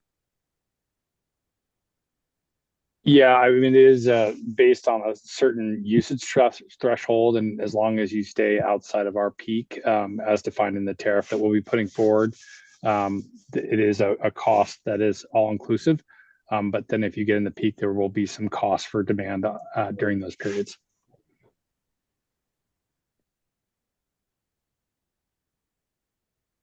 Does that answer your question, Lisa? Okay, great. Okay, next slide. Last one, we'll close it out. And then we just wanted to make everyone aware of the challenges and opportunities that we're facing in the DER space. So within the DER development area, especially with CNI sized installations,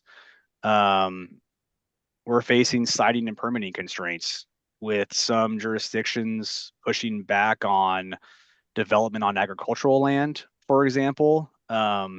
Interconnection timelines are taking longer than expected due to grid constraints, but we're working on them, as I mentioned, the hosting capacity map earlier. And battery safety concerns are always a big thing that is top of mind for us, as a lot of jurisdictions are not comfortable yet with the ways to mitigate that risk. But we've been partnering with an internal fire expert to be on our side and help us communicate the pros and cons of that as we continue to install more battery storage onto the grid.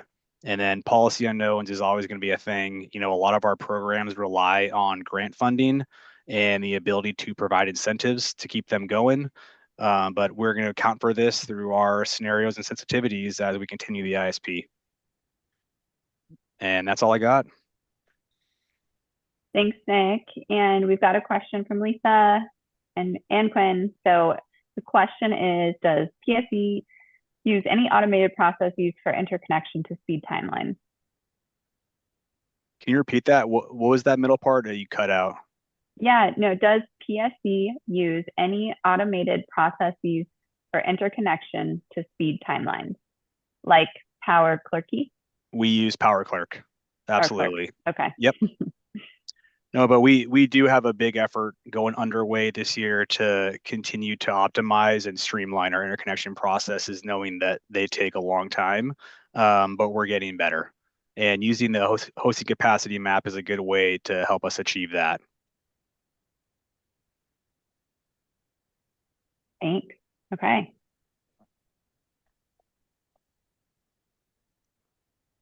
And that gets us to the end of the substantive content of the presentation, Nick. So thank you so much. Are there other questions, comments, conversations that folks want to engage in as we close this part out?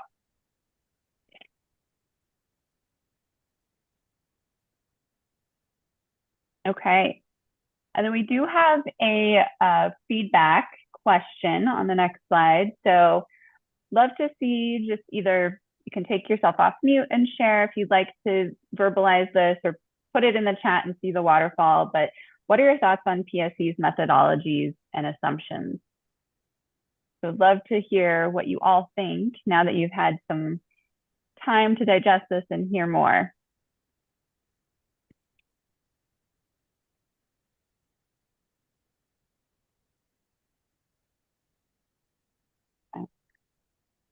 So this is Jamie. I'm not sure if I'm even understanding all of these. I mean, there's so much coming at us. So I think I appreciate that these different issues and sort of arenas that we're talking about, like demand response or conservation or DG, like they are being analyzed on a scenario analysis basis, and also favorably, I think, in tranches of with various amounts of potential.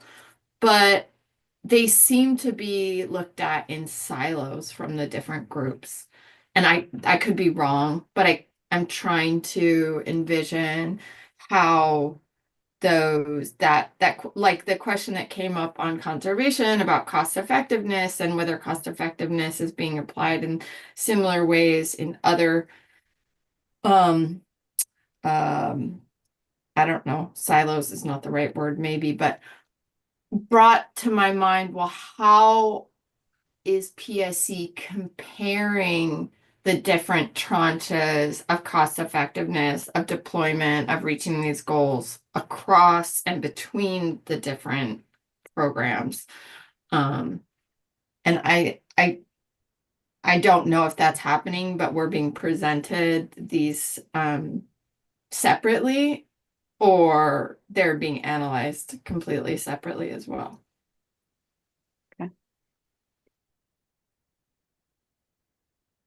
Is this something that maybe PSE would want to respond to, or just take this as feedback?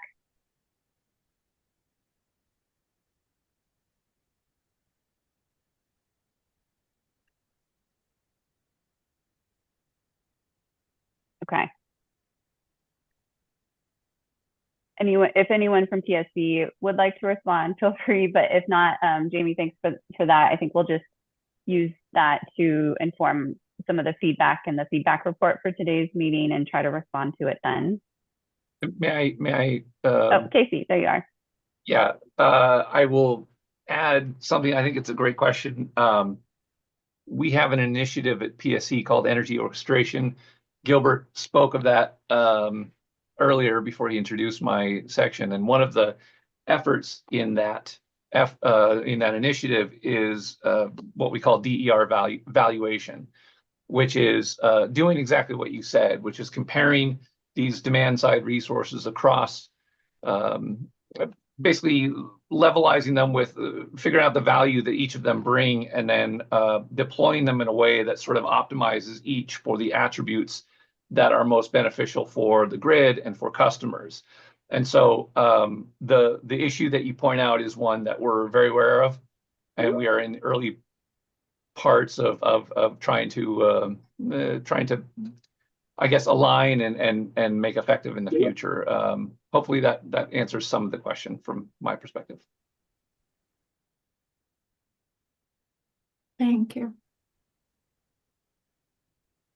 And there's another question from Lisa in the chat for hosts.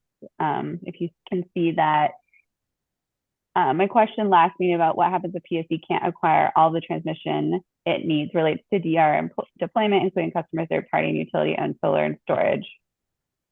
Okay, yeah, so not really a question. Okay, thanks, Lisa. Okay. Looks like we had someone that had to drop off. No problem. Well, we are looking like we're going to wrap up here kind of early. So thanks for all of your thoughtful comments and questions. You can go to the next slide. If there's anyone else that would like to share or just provide any questions for PSE to consider, feel free to raise your hand. Otherwise, we will start moving into the wrap up for today. And thanks, Lisa, for that clarification. Okay. And while we're waiting for that, Ben, if you could, so what we're going to do now is we're going to start moving into wrap up. But as we do that, I'd love to see from folks that are attending as a public member, if you would like to provide public comment, if you could go ahead and put your hand up so we have an idea of who would like to do that today. Okay, I see one from Don Marsh. Anyone else from the public wanting to make comments today? Okay, sounds good. So then before we get into that, so we can go ahead and elevate Dawn to a panelist. And before we have you provide your public comment, Dawn, I'll go ahead and go through a couple of the logistics. So please, next slide. Next slide. Here we go. Okay, so we've got some upcoming activities that we want you to all be aware of that are coming up. So April 1st will be the deadline for the feedback form from this meeting to close so that PSE can provide their responses by the next meeting. April 8th is when we'd like to see any edits or comments to the proposed charter updates and feedback back to PSE, and Meredith, as she mentioned, would provide those in track changes today after the meeting. So you'll see those in your inbox. And then May 15th is the next RPAG meeting. And then we're in the midst of scheduling the June and July RPAG meetings. And it would be great if we could recopy those doodle polls into the chat again, in case people missed those earlier or were not part of the beginning of the meeting. I think Meredith might have those. And I meant to ask, will the public be able to weigh in on topics to the May 15th meeting? Quinn, do you just mean public comments like how we normally do for these meetings? No, I was thinking more about like the example topics that were on the agenda to discuss. You mean for the next meeting? Yes. If they would be able to like participate in just in providing feedback on the actual agenda? Yes, correct. Annie, I can take that one. Yeah, go ahead, Ray. Yeah. Sure, Quinn, we will certainly take any feedback that we get via the feedback report or the feedback forum or in comments today or future meetings about future topics. But we're prioritizing RPAG feedback on how we design those meetings. Certainly appreciate that feedback from anyone in the public. Thank you. Okay, the next slide. All right, so some closeout on contacting PSE. If you need to send them an email with your feedback, the email is up on the screen. We've also got the feedback form there. There's a voicemail number you can also use. You can also subscribe to their email list or visit their website. And it'd be great, Ben, if you could copy those into the chat for folks. Next slide. Okay, so we'll now move into the public comment opportunity. Next slide. We'll have 2 minutes for public commenters. I will put a timer up on the screen so you can see that. Dawn, looks like you might be the only one today. Just a couple ground rules. We've already gone through the raising the hand, told you that we're going to have 2 minutes. If you can please stick to today's topics, that'd be great. Of course, as always, just no engaging in personal attacks against our RPAG members, guest presenters, or PSE staff. And then comments and questions that are raised during the public comment part today or in the future, always addressed in the feedback report. And then we'd love if the RPAG members could stick around for the public comment portion of the meeting as well. Okay, next slide. Okay, so what I'm going to do next is I'll go ahead and share the timer on my screen. And then Dawn, I don't know if you want to share your video and I'm just getting this up.